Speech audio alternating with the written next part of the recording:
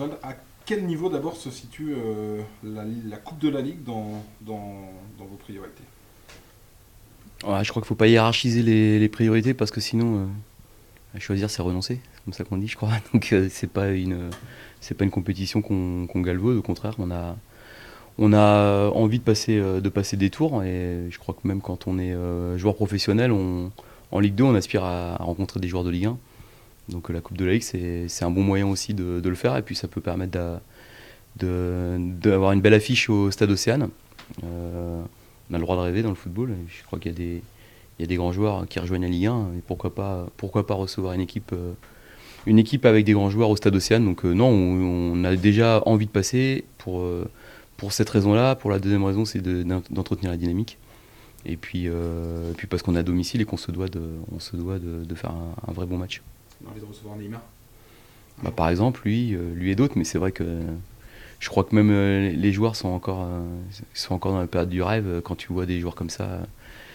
Comme ce week-end, c'est vrai que c'est pourquoi pas, et surtout pour le public, les enfants, les jeunes de la région. Je pense que ça serait un bon moment, mais ça vient après. Mais voilà, évidemment, la Coupe de la Ligue n'est pas l'objectif prioritaire. Ça serait vous mentir que de vous dire que ce qu'on fait au quotidien, c'est pour la Coupe de la Ligue. Mais malgré tout, il y a vraiment cette idée de jouer tous les matchs avec le plus d'investissement possible. C'était il y a très longtemps, enfin maintenant, mais le hack reste sur un très mauvais souvenir en plus. On a envie de balayer sans doute. Ouais, moi, c'était une autre saison et une autre période. On avait été faire un bon premier match à Reims. Ouais, c'est plus de ce match-là qu'il s'agit demain, un premier tour. Maintenant, c'est difficile de parler de cette compétition-là comme d'une compétition prioritaire parce qu'on est encore dans une période où les organismes sont fatigués. C'est une période où il y a des matchs qui se rapprochent si on passe. Il y a encore une semaine à 3 matchs qui se profilent avant la trêve internationale.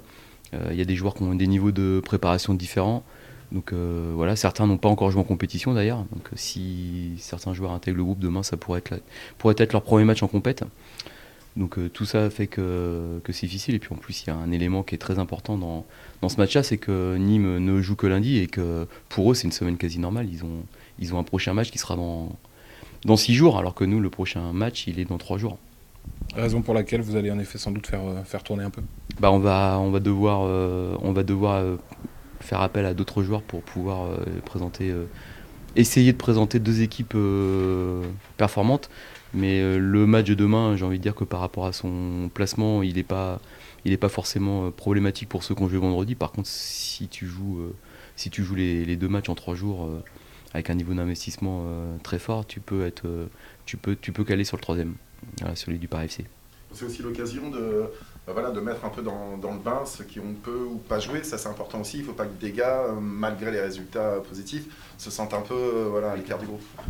Ça fait aussi partie des choses que je viens de leur dire. C'est un groupe qui a fait une prépa ensemble.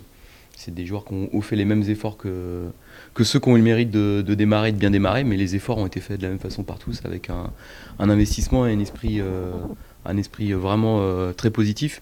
Donc ne serait-ce que pour ça, c'est important d'intéresser d'autres joueurs, de les maintenir dans la dynamique, qui se sentent aussi importants. Après, évidemment, la concurrence, ça fait partie des choses, mais si on peut intéresser le plus de joueurs possible et mettre une émulation, bah c'est aussi quelque chose d'important. Nîmes, gros morceau que vous allez jouer 2 fois en fait au mois d'août. On va les jouer 2 fois avec tout ce que ça comporte, hein, parce que c'est une équipe très performante à l'extérieur.